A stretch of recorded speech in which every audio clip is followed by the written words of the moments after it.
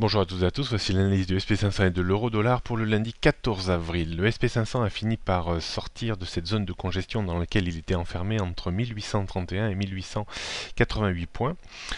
La rupture à la baisse de 1831 points a provoqué une chute rapide sur le premier point de support que nous avions noté la semaine dernière à 1805 points. En dessous, le support suivant est à 1765 points et correspondrait à l'objectif théorique minimum de baisse lié à la sortie de cette congestion latérale. Même si une phase de reprise technique reste possible en direction de 1831, il est fort possible que, en cours de semaine ou la semaine prochaine, l'indice continue à dériver vers le bas en direction de 1765 points. Donc d'un point de vue technique, on note une résistance maintenant à 1831 points avant 1888, 1900, 1950. Support 1805 avant 1765 et 1730.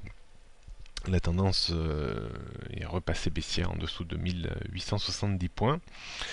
D'un point de vue stratégique, on pourra éventuellement tenter une petite vente à découvert en cas de reprise technique entre 1825 et 1830, avec un stop à 1888 points et un objectif à 1770-65 points.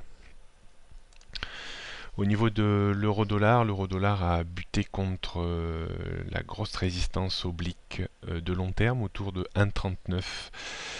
Une phase de correction technique est en cours. Il faudrait la rupture de 1,3790, 1,3810, cette zone d'une vingtaine de pips, pour annuler un petit peu la reprise haussière engagée ces derniers jours et voir la parité revenir de nouveau en direction de 1,37. Le débordement de 1,39, 1,3960 sera assez étonnant compte tenu de l'état un petit peu de surachat à très court terme et des grosses résistances moyen et très long terme qui pèsent au-dessus de la tête de l'euro-dollar. Donc nous notons une résistance à 1,39 avant 1,3960, 1,40. Support 1,38, 10, 1,37, 50, 1,37, 1,36, 50, 1,35, 50.